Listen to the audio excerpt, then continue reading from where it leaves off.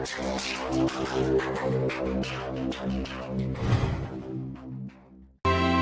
المدينة نور يبان محمد سيد الأكوان على المدينة نور يبان محمد سيد الأكوان والسكان هينادوا عليه الحمد لله والصلاة والسلام على رسول الله وعلى آله وصحبه ومن والاه ولا حول ولا قوة إلا بالله. اللهم صل وسلم على سيدنا محمد وعلى آله وصحبه ومن تبعهم بإحسان إلى يوم الدين. اللهم علمنا بما ينفعنا وانفعنا بما علمتنا وارزقنا علما نافعا. اللهم لا سهل إلا ما جعلته سهلا وأنت تجعل الحزن والصعب إذا شئت سهلا. رب اشرح لي صدري ويسر لي أمري واحلل عقدة من لساني يفقهوا قولي. أما بعد. Pemirsa, sahabat yang dirahmati oleh Allah Subhanahu wa taala, insyaallah pada pertemuan kali ini, pertemuan perdana, saya akan menyampaikan tentang sebuah hadis. Sebenarnya hadis ini ikhwah fillah rahimakumullah merupakan hadis pendek saja, dia tidak terlalu panjang dan isinya begitu sangat menyentuh ke dalam hati kita. Hadis ini diriwayatkan oleh salah seorang sahabat yang bernama Shaddad bin Aus, bahwasanya beliau berkata, Rasulullah SAW bersabda, Inna Allah katabal ihsana ala kulli syai' fa idza qataltum fa ahsinul qitlah wa idza dabahtum fa ahsinud dhibhah wa falyuhid ahadukum syafratah wal yurih dhabihatah. Dan hadis ini diriwayatkan oleh Imam Muslim. Pemirsa yang dirahmati oleh Allah Subhanahu wa taala, Allah Subhanahu wa taala sebagaimana yang telah dijelaskan di dalam hadis ini, bahwasanya Allah telah mewajibkan terhadap kita untuk berbuat ihsan. Lantas apa yang dimaksudkan dengan ihsan itu sendiri? Dan kalau seandainya kita merujuk kembali kepada hadis yang kedua, yang mana hadis ini terdapat di dalam hadis Arba'in An-Nawawi, bahwasanya ketika malaikat Jibril alaihi salam beliau menanyakan kepada Nabi Muhammad sallallahu alaihi wasallam tentang apa yang dimaksudkan dengan ihsan itu sendiri, maka Rasulullah alaihi wasallam beliau menjawab, an ta'budallaha ka'annaka tarah fa in lam takun tarahu fa innahu yarak. Sesungguhnya kita melakukan ihsan seolah-olah ketika kita beribadah kita sedang menyaksikan atau mampu melihat Allah Subhanahu wa taala, seakan-akan kita bisa melihat Allah Subhanahu wa taala. An ta'budallaha ka'annaka tarah. Ketika kita beribadah, ketika engkau beribadah seolah-olah engkau mampu melihat Allah Subhanahu wa taala. Fa illam takun tarah fa innahu yarak. Dan kalau seandainya kita belum mampu melakukan hal itu, maka yakinlah bahwasanya Allah Subhanahu wa taala Maha melihat apa yang segala sesuatu yang kita kerjakan di dunia ini. Oleh sebab itu Allah Subhanahu wa taala mewajibkan kepada kita untuk berbuat ihsan di dalam segala sesuatu hal. Ternyata ihsan itu bukan hanya terdapat di dalam ibadah saja. Bahkan di dalam muamalah pun Allah Subhanahu wa taala telah menetapkan, telah mewajibkan kepada kita untuk berbuat ihsan. Kalau seandainya kita kecilkan, kita sederhanakan apa yang dimaksudkan dengan ihsan, ya, di antaranya adalah berbuat baik. Dan juga kita harus melakukannya dengan cara yang profesional. Di sini Rasulullah SAW beliau menjelaskan, Innallaha katabal ihsan. Lafaz yang digunakan oleh Rasulullah SAW adalah kata kataba. Jadi pemirsa yang dirahmati oleh Allah Subhanahu wa taala, bahwasanya kataba ini ada perbedaannya dengan farada atau aujaba. Ketika Allah Subhanahu wa taala misalnya Allah mewajibkan kepada kita dengan menggunakan kata-kata wajaba, itu artinya wajib, diwajibkan bagi kita, aujaba, ya, atau farada. Sedangkan kalau seandainya Allah Subhanahu wa taala menggunakan kataba, berarti di samping hal ini sifatnya adalah wajib, tapi di samping itu di belakangnya ada sesuatu hal yang membuat kita itu merasa berat. Contoh misalnya, ketika Allah Subhanahu wa taala memerintahkan kepada kita untuk melaksanakan puasa, maka kata yang digunakan oleh Allah Subhanahu wa taala adalah kutiba alaikumusiyam. Karena kenapa? Dengan kita melaksanakan ibadah puasa, tentunya puasa ini merupakan suatu hal yang berat. Siapa di antara kita yang senang melakukan puasa? Siapa di antara kita yang dengan begitu mudah melaksanakan atau melakukan puasa? Karena kenapa? Karena sesungguhnya puasa itu terdapat sesuatu hal yang berat sehingga kita mampu menahan lapar dan dahaga kita. Bukan hanya itu, kita bahkan diwajibkan untuk menahan hawa nafsu. Dan ini merupakan suatu hal yang berat. Contoh lagi, pemirsa yang dirahmati oleh Allah, ketika Allah Subhanahu wa taala mewajibkan bagi kita untuk menerapkan syariat Islam, bahkan di antara syariat atau hukum Allah Subhanahu wa taala yang telah ditetapkan kepada umat Islam adalah yaitu syariat qisas, kitabul hudud. Bagaimana bunyi perintahnya? Allah Subhanahu wa taala berfirman, ya ayyuhalladzina amanu kutiba alaikumul qisasu fil qatla. Karena kenapa? Karena sesungguhnya di balik syariat penerapan hukuman qisas ini ada suatu hal yang berat sekali. Bahkan sampai-sampai harus menghilangkan nyawa seseorang. Ini merupakan suatu hal yang berat sehingga Rasulullah SAW ketika beliau menyebutkan kata-kata ihsan, beliau menggunakan kata innallaha katabal ihsana ala kulli syai'. Oleh sebab itu ketika kita sedang melakukan segala aktivitas di dalam kehidupan kita, maka diwajibkan bagi kita untuk melakukannya dengan cara yang baik dan juga profesional. Contoh misalnya ketika kita sedang bekerja, kalau seandainya jadwal masuk kantor jam 8, maka otomatis kita juga harus melakukan hal itu dengan cara yang ihsan, dengan cara yang profesional dan baik. Karena kenapa? Karena itu merupakan suatu hal yang merupakan ibadah yang harus kita laksanakan. Karena innallaha katabal ihsana ala kulli syai'. Bukan hanya di muamalah saja, akan tetapi di ibadah pun, terlebih di ibadah pun Allah Subhanahu wa taala lebih-lebih mewajibkan tentang ihsan ini, melakukan suatu hal dengan baik, dengan profesional. Lantas Rasulullah SAW beliau melanjutkan, wa idza qataltum fa ahsinul qitlah. Kalau seandainya engkau melakukan pembunuhan, menghilangkan nyawa seseorang, maka hilangkanlah dengan cara yang benar, dengan cara yang baik, dengan cara yang ihsan, profesional. Contoh di dalam penerapan hukuman qisas, karena lafaz ini diperuntukkan untuk orang yang menegakkan atau bagi kita yang menegakkan syariat Islam. Ketika seseorang akan dijatuhi hukuman qisas misalnya, maka orang yang akan memenggal terpidana, si pembunuh itu adalah orang yang betul-betul profesional, dia sudah sangat ahli untuk melakukan hal tersebut. Karena kenapa? Bayangkan kalau seandainya orang yang belum atau tidak terbiasa memotong leher seseorang, maka dikhawatirkan ketika dia memenggal leher itu akan malah membuat terpidana akan menjadi kesakitan.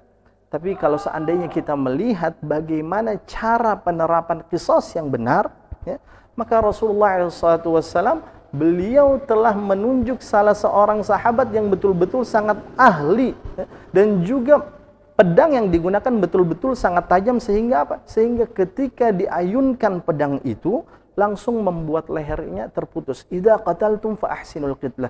Dan cara pembunuhan seperti inilah yang dibenarkan di dalam syariat Islam. Kalau seandainya kita ada salah seorang yang membunuh, maka hukumannya atau hukuman yang akan diterima oleh dia adalah dibunuh juga. Ini merupakan qisas. Wa idza dzabhtum fa ahsinudz dzibhah.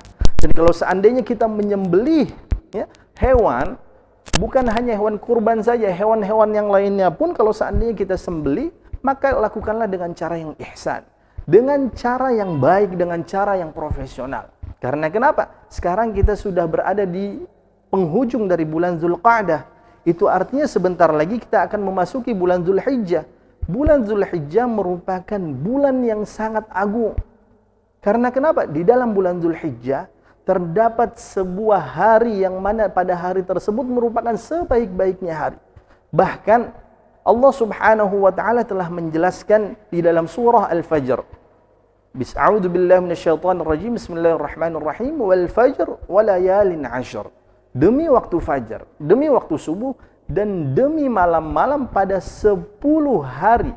Dan kalau seandainya kita membaca tafsir, baik itu tafsir Ibnu Katsir, tafsir Al-Qurtubi, dan tafsir-tafsir yang lainnya, di antara pendapat mereka adalah yang dimaksudkan dengan walayalin 'ashr adalah 10 hari awal pada bulan Dzulhijjah.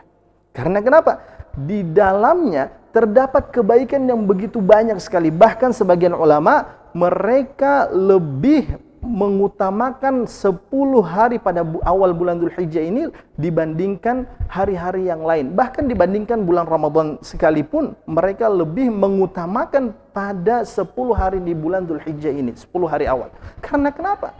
Karena pada bulan tersebut, 10 hari awal tersebut, ini terdapat banyak sekali kebaikan-kebaikan. Bahkan ibadah-ibadah itu terkumpul pada 10 hari di awal bulan Dzulhijjah ini. Karena kenapa? Perbedaannya dengan bulan Ramadan adalah pada bulan Ramadan kita bisa melaksanakan puasa. Dan bulan Dzulhijjah juga kita bisa melaksanakan puasa. Kita bisa melaksanakan qiyamul lail, tadarus Al-Quran, membaca Al-Quran, tilawah Al-Quran pada bulan Ramadan. Dan juga bisa kita laksanakan pada bulan Dzulhijjah. Tapi perbedaannya adalah pada bulan Ramadan kita tidak bisa melaksanakan kurban. Sedangkan pada bulan Dzulhijjah itu terdapat suatu hari yang mana kita bisa melaksanakan ibadah kurban itu sendiri. Berbicara tentang kurban, ternyata kurban ini bukan disyariatkan di zaman Nabi Muhammad SAW. Dan juga bukan pertama kali disyariatkan pada zaman Nabi Ibrahim alaihissalam ketika beliau diperintahkan untuk menyembelih anaknya Nabi Ismail alaihissalam. Akan tetapi syariat ini telah ditetapkan oleh Allah Subhanahu wa taala ketika Allah menurunkan Nabi Adam alaihissalam dan juga Hawa alaihissalam ke dunia. Dan ketika mereka dikaruniakan anak, maka Allah Subhanahu wa taala mewajibkan kepada mereka untuk mengeluarkan zakat. Sebagaimana kita ketahui kisah tentang dua anaknya Nabi Adam alaihissalam pada saat itu, yaitu kisah antara Qabil dengan Habil, yang mana akhirnya Allah Subhanahu wa taala menerima apa yang telah diberikan oleh Habil dan menolak atau tidak menerima apa yang telah dikeluarkan oleh Qabil. Karena kenapa? Harta yang dikeluarkan oleh Habil adalah harta yang terbaik, hasil pertanian yang terbaik. Sedangkan apa yang telah dikeluarkan oleh Qabil yaitu hewan ternak yang begitu kurus, bahkan bisa dikatakan merupakan hewan yang tidak layak untuk disembelih. Sehingga apa? Akhirnya Allah Subhanahu wa taala menerima apa yang telah dikeluarkan oleh Habil dan menolak atau tidak menerima apa yang telah dikeluarkan oleh Qabil. Watlu alaihim idna abnai adama بالحق إذ قرب قربانا فتقبل من أحدهما ولم يتقبل من الآخر. Sehingga apa yang dilakukan oleh Qabil pada saat itu ketika Allah menerima apa yang dikeluarkan oleh Habil, qala la aqtulannak, saya akan membunuhmu. Akhirnya terjadilah kasus pembunuhan pertama kali di dalam sejarah yang terjadi di muka bumi ini. Sehingga kalau seandainya ada kasus pembunuhan yang terjadi di muka bumi, maka dosanya itu akan terus mengalir, akan terus jariyah mengalir sampai kepada Qabil, orang yang melakukan pembunuhan pertama kali di muka bumi. Oleh sebab itu, perlu kita ketahui apa yang dimaksudkan dengan kurban. Kurban itu artinya secara bahasa adalah qarib atau qurbah. Artinya dekat dan juga mendekatkan diri kita kepada Allah Subhanahu wa taala. Karena kenapa? Karena sesungguhnya dengan kurban ini itu merupakan bukti rasa syukur kita terhadap Allah Subhanahu wa taala dengan kita memotong hewan kurban yang telah ditetapkan oleh syariat Islam ini. Dan tentunya ketika kita melaksanakan kurban, hewan tersebut merupakan hewan pilihan, termasuk dalam kategori bahimatul an'am. Jadi tidak bisa semua hewan itu digunakan untuk kurban itu sendiri. Apa saja yang dimaksudkan dengan bahimatul an'am? Hewan-hewan apa saja? Yang pertama adalah unta. Yang kedua adalah sapi, yang ketiga adalah kambing ataupun domba. Adapun binatang-binatang yang lainnya itu tidak dibolehkan bagi kita untuk menyembelihnya dengan tujuan ibadah kurban. Adapun kerbau, maka di situ ada ikhtilaf di antara ulama, ada khilaf di kalangan ulama apakah kerbau ini masuk dalam kategori sapi ataupun bukan. Oleh sebab itu, ketika kita mempelajari syariat Islam ini, maka sudah barang tentu kita akan memilih hewan kurban ini dengan pilihan yang terbaik. Dan tentunya ada beberapa syarat yang harus kita penuhi ketika kita akan menyembelih hewan kurban ini. Yang pertama adalah ayyakuna balighan. Syarat yang pertama adalah dia harus mohon maaf, ayyakuna aqilan. Dia harus berakal. Jadi tidak sah apabila orang yang tidak berakal itu melakukan penyembelihan. Orang yang sedang sakran, sedang mabuk, orang gila itu tidak sah baginya apabila dia melakukan penyembelihan. Sawa'un akana musliman am kitabiyan. Sama halnya, ya. Jadi tidak ada perbedaan ketika proses melakukan penyembelihan itu, baik itu dia merupakan seorang muslim ataupun kitabiyan, ahlul kitab. Ya. Ahlul kitab ini merupakan orang-orang Nasrani dan Yahudi. Nah, di sini yang menjadi pertanyaannya adalah apakah orang-orang Yahudi dan Nasrani yang ada pada saat ini itu mereka masih merupakan golongan kategori ahlul kitab atau bukan? Kalau seandainya kita katakan mereka bagian dari ahlul kitab, berarti otomatis hewan sembelihan mereka itu halal kita makan. Karena kenapa? Karena Allah Subhanahu wa taala telah menjelaskan, wa ta'amul ladzina utul kitaba hillul lakum wa ta'amukum hillul lahum, bahwasanya makanan mereka, sembelihan mereka itu halal bagi kalian kalau seandainya kalian konsumsi. Begitu juga sebaliknya. Tapi kalau seandainya kita katakan, kita kategorikan mereka bukan termasuk dalam golongan ahlul kitab, maka otomatis segala hewan sembelihan yang mereka sembelih, yang mereka potong, itu tidak halal kita makan. Ini panjang sekali permasalahan atau pembahasan tentang bab ini. Dan selanjutnya, sawa'un akana dzakaran am untha. Dia boleh, yang melakukan penyembelihan itu boleh laki-laki ataupun perempuan, tidak ada perbedaan. Jadi jangan beranggapan bahwasanya orang yang melakukan penyembelihan itu harus laki-laki, tidak. Tapi perempuan pun boleh melakukan penyembelihan. Bahkan yang telah disunnahkan oleh Rasulullah SAW, sebaik-baiknya orang yang melakukan penyembelihan adalah dia sendiri, melalui tangan dia sendiri. Kalau seandainya kita ingin berkurban, maka yang paling afdal adalah kita melakukannya sendiri. Tapi kalau seandainya kita tidak mampu, takut belum terbiasa dan lain sebagainya, maka kita boleh mewakilkan kepada orang yang terpercaya dan orang yang ahli ihsan dalam melakukan penyembelihan itu. Itu syarat yang pertama, ayyakuna aqilan. Yang kedua adalah antakuna bi'alatin muhaddadah. Alatnya itu harus menggunakan alat yang tajam, betul-betul tajam. Ya. Karena kenapa? Lanjutan hadisnya adalah wal yuhidda ahadukum syafratah, yaitu agar menajamkan mata pisaunya. Tapi cara yang ihsan adalah ketika kita mengasah pisau itu tidak kita lakukan di depan mata hewan yang akan kita korbankan. Karena kenapa? Hewan juga memiliki hati. Ketika dia melihat pisau itu sedang diasah di depan matanya sendiri, maka itu akan membuat hatinya takut dan khawatirnya dia akan berontak. Karena kenapa? Lanjutan dari hadisnya adalah wal yurih zabihatah. Hendaknya kalian itu menenangkan hewan sembelihan itu yang akan kalian sembelih. Jangan sampai dia itu berontak, jangan kalian berbuat kasar terhadap hewan sembelihan itu. Ini syarat yang kedua. Antakuna bi'alatin muhaddada, harus menggunakan pisau yang tajam. Yang ketiga adalah ketika kita memotong, setidaknya ada 3 bagian yang harus kita potong. Yang pertama adalah al-hulqum, yaitu tenggorokan, dan yang kedua dan ketiga adalah al-wadajain, yaitu apa? 2 urat yang ma'ruf yang terdapat di balik leher ini, di dalam leher ini. Itu semuanya harus terputus. Kalau seandainya sudah terputus 3 bagian ini, ya, yang pertama adalah sudah tersembelih sudah terpotong kerongkongannya, al-hulqum. Kemudian yang kedua 2 uratnya, dan ketiga 2 uratnya sudah terpotong, maka cukup.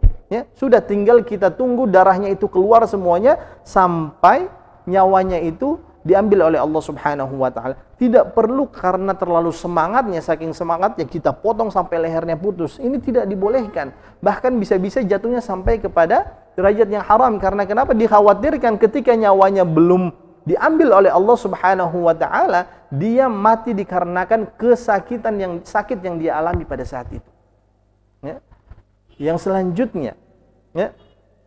Jadi yang pertama tadi ayyakuna aqilan, yang kedua adalah antakuna bi'alatin muhaddada, yang ketiga adalah qat'u al-hulqum wa al-wadajain, Dan yang terakhir adalah at-tasmiyah.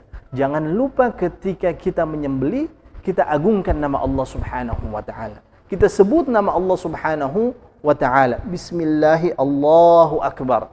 Itulah cara yang telah diajarkan oleh Rasulullah SAW. Dan selesai kita menyembelih hewan kurban kita, jangan lupa kita berdoa kepada Allah Subhanahu wa taala agar Allah menerima apa yang telah kita korbankan. Apa yang telah kita berikan di jalan Allah Subhanahu wa taala, mudah-mudahan Allah Subhanahu wa taala menerima amalan tersebut atau ibadah kurban tersebut. Bahkan di dalam sebuah hadis, kurang lebih maknanya hadis ini diriwayatkan oleh Fatimah bahwasanya ketika Fatimah selesai menyembelih hewan kurban, maka yang telah diperintahkan oleh Rasulullah kepada beliau, kepada Fatimah anaknya, itu qul inna salati wa nusuki wa mahyaya wa mamati lillahi rabbil alamin. Katakanlah qul inna salati wa nusuki wa mahyaya wa mamati lillahi rabbil alamin, dan seterusnya. Karena kenapa? Ini merupakan doa kita. Mudah-mudahan Allah Subhanahu wa taala menerima ibadah kurban kita yang telah kita lakukan. Dan ternyata ketika kita melaksanakan hal ini, berdoa agar Allah Subhanahu wa taala menerima apa yang telah kita kerjakan, saya teringat dengan apa yang telah terjadi di zaman Nabi Ibrahim alaihi salatu wassalam. Ketika beliau selesai membangun Ka'bah atau mendirikan Ka'bah bersama dengan anaknya Ismail alaihi wassalam, yang beliau lakukan adalah beliau berdoa kepada Allah Subhanahu wa taala. Karena kenapa? Beliau khawatir kira-kira Allah Subhanahu wa taala ini akan menerima amal ibadah yang telah ia kerjakan atau tidak. Wa idh yarfa'u Ibrahimul qawa'ida minal baiti wa Ismailu rabbana taqabbal minna innaka antas sami'ul alim. Ketika selesai mendirikan pondasi Ka'bah bersama anaknya, yang beliau katakan adalah Rabbana taqabbal minna innaka antas sami'ul alim. Ya Allah, terimalah apa yang telah kami laksanakan. Ya Allah, terimalah apa yang telah kami kerjakan. Ada rasa khawatir di dalam hatinya Nabi Ibrahim alaihi salatu wassalam. Padahal pada saat itu yang telah beliau lakukan adalah beliau selesai melaksanakan ibadah, meninggikan pondasi Ka'bah, bangunan yang telah ditinggikan derajatnya oleh Allah Subhanahu wa taala. Tapi masih muncul perasaan khawatir di dalam hati yang di dalam dirinya, kira-kira Allah Subhanahu wa taala ini akan menerima amal ibadahnya atau tidak. Jadi tidak ada jaminan, pemirsa yang dirahmati oleh Allah Subhanahu wa taala, bahwasanya apa yang telah kita kerjakan selama ini akan diterima oleh Allah Subhanahu wa taala. Tidak ada jaminan. Dan yang terakhir, perlu kita ketahui bahwasanya penyembelihan ini bukan hanya kurban saja. Penyembelihan ini bukan hanya kurban saja di dalam agama Islam. Penyembelihan itu bahasa Arabnya adalah az-zakah, pakai huruf za, az-zakah. Az-zakah asy-syar'iyyah, penyembelihan syar'i. Dan secara bahasa, az-zakah itu artinya at-tatayyub, menjadikan sesuatu itu menjadi baik, menjadi suci, menjadi bersih, menjadi wangi, dan lain sebagainya. Dan di antara yang menjadikan kenapa penyembelihan ini dinamakan az-zakah adalah karena setelah kita selesai melakukan penyembelihan ini, daging yang dihasilkan dari proses penyembelihan itu akan menjadi daging yang enak dan lezat dan sehat. Karena kenapa? Karena melalui proses inilah ya, darah itu langsung keluar, dia tidak tersumbat di dalam tubuh dari hewan tersebut, sehingga apa? Tidak ada lagi darah-darah yang menempel ya, yang banyak dan menempel di dalam daging, dan inilah yang membuat daging itu menjadi fresh dan menjadi lebih lezat dan segar. Itu az-zakah syar'iyyah. Dan kalau seandainya kita melihat kembali di bab fikih, penyembelihan ini diantaranya yaitu al-udhiyah. Udhiyah ini adalah yang kita kenal dengan korban yang terjadi, yang dilaksanakan pada bulan Dzulhijjah. Waktunya kapan? Waktunya bisa kita laksanakan pada tanggal 10, 11, 12, dan juga 13. Pada tanggal 10, kalau seandainya kita melaksanakan kurban, menyembelih hewan kurban sebelum imam melaksanakan salat dan juga khutbah idnya, maka pada saat itu dianggap tidak sah kurbannya. Dan harus kita mengulangi kurban tersebut kembali. Ya. Dan yang kedua, setelah pada tanggal 10, kemudian 11, 12 sampai 13. Dan ini dikenal sebagai hari-hari tasyrik. Boleh dipotong pada pagi, siang, bahkan malam hari pun dibolehkan. Kecuali ketika kita sudah memasuki malam ke-14, maka itu sudah tidak berlaku lagi. Ini yang pertama adalah al-udhiyah. Yang kedua adalah al-hadyu. Al-hadyu adalah ketika kita menyembelih hewan tersebut ketika kita sedang melaksanakan ibadah haji. Ya. Bagi orang yang melaksanakan ibadah haji dengan niat haji qiran ataupun tamattu', mukrin atau mutamatti', maka diwajibkan bagi dia untuk menyembelih seekor kambing. Itu wajib hukumnya, kecuali kalau seandainya dia mengambil haji dengan niat ifrad, maka tidak ada hadyu. Itu sama halnya, yaitu menyembelih hewan atau menyembelih kambing. Kalau seandainya pada saat yang sama dia juga melanggar larangan-larangan ihram, maka dia akan dikenakan dengan dam. Nah, dam juga ini ada berbagai macam bentuk. Tidak semua dam itu harus membayar kambing, tidak. Tapi di antara dam atau konsekuensi ketika dia melanggar larangan ihram itu, di antaranya adalah dia akan menyembelih hewan kambing. Nah, jadi ada perbedaan antara hadyu dengan dam. Ya. Orang yang mengerjakan ibadah haji tamattu ataupun qiran, maka diwajibkan bagi dia untuk hadyu, menyembelih seekor kambing. Dan ini di luar dari dam, menyembelih hewan pelanggaran itu, kambing pelanggaran. Dan yang selanjutnya ada yang disebut dengan istilah al-aqiqah.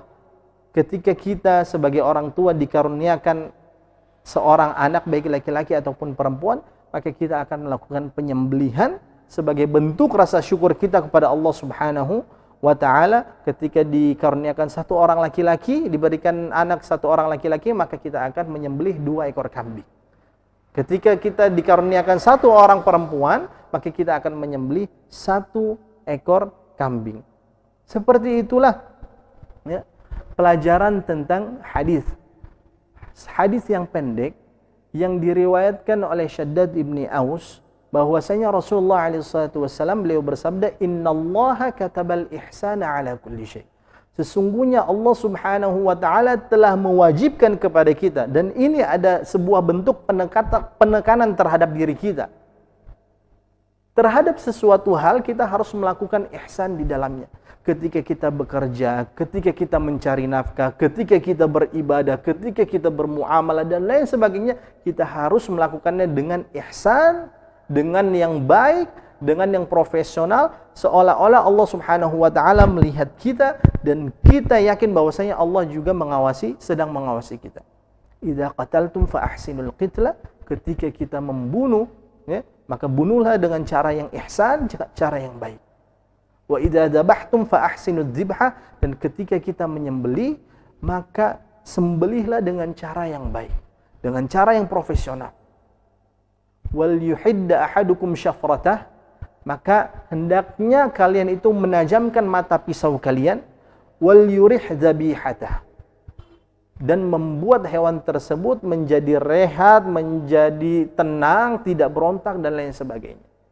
Dan yang terakhir beberapa kali ini, ya, bahwasanya ketika kita selesai ya menyembelih, maka daging tersebut itu disunnahkan oleh atau dianjurkan oleh para ulama kita, ya, membaginya menjadi 3 bagian. Sulusun lil akal, 1/3 bagian untuk kita makan, untuk kita konsumsi. Wa sulusun lis sadaqah, dan 1/3 lagi untuk kita sedekahkan. Wa sulusun liddikhar, dan 1/3 lagi untuk kita simpan. Ada yang mengartikan bahwasanya 1/3 disimpan ini maksudnya kita berikan kepada saudara-saudara kita, kepada kerabat-kerabat kita.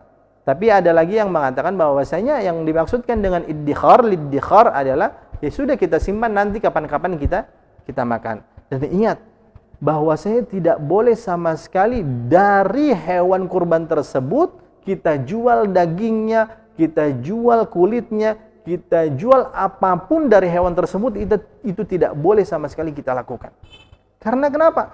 Karena sesungguhnya ini merupakan larangan yang telah dilarang oleh Rasulullah SAW. Jadi tidak boleh sama sekali ketika kita menyembelih hewan kurban, ada di antara bagian tubuhnya yang kita manfaatkan kemudian kita jual. Imam Syafi'i mengharamkan untuk menjual kulit, menjual tanduk. Imam Ahmad demikian. Imam Malik pun demikian. Yang membolehkan menjual kulit siapa? Imam Abu Hanifah. Tapi dengan catatan, dijualnya itu bukan menggunakan uang alat tukarnya, tapi ditukar dengan barang, jadi dibarter. Bukan kulit ditukar dengan uang, jual beli, tidak. Tapi dibarter. Tapi Imam Abu Hanifah di sini, ia menyelisihi para jumhurul ulama, imam-imam yang lain. Di antaranya Imam Malik, Imam Syafi'i, dan juga Imam Ahmad. Oleh sebab itu, kalau seandainya di daerah kita, misalnya ada orang yang langsung mengambil kulit ataupun bagian-bagian dari hewan kurban tersebut, kemudian dia jual, maka sebaiknya kita nasihati mereka agar bertakwa kepada Allah Subhanahu wa Ta'ala, dan sesungguhnya ini merupakan bagian yang telah dilarang untuk diperjualbelikan di dalam syariat Islam, karena tujuannya adalah untuk dibagi-bagikan kepada orang-orang yang membutuhkan. Karena di antara hikmah kita melaksanakan ibadah kurban adalah kita juga memberikan kesenangan, kelapangan, agar orang-orang yang membutuhkan, orang-orang fakir, miskin juga bisa merasakan nikmatnya makan enak, lezatnya makan enak. Ya, kita bagikan daging-daging kepada mereka. Oleh sebab itu ketika kita mendistribusikan daging-daging hewan kurban, maka sebaiknya kita mengerti mana yang lebih prioritas, mana yang aulawiyatnya harus kita utamakan. Sehingga apa? Maqasid syariah, maksud dari syariat pada penerapan hukum ini, yaitu kurban, menyembelih hewan kurban, itu bisa kita terapkan. Wallahu ta'ala a'lam. Karena sudah setengah jam, ya, kurang lebih setengah jam, kita cukupkan sampai sini. Aqulu qawli hadza wa billahi taufiq wal hidayah. Wassalamualaikum warahmatullahi wabarakatuh.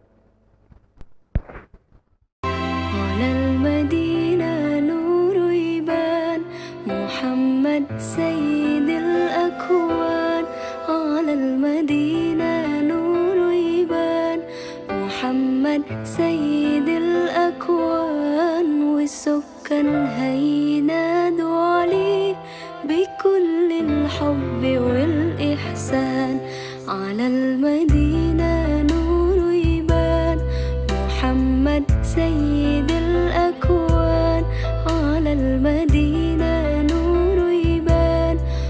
محمد سيد الأكوان والسكان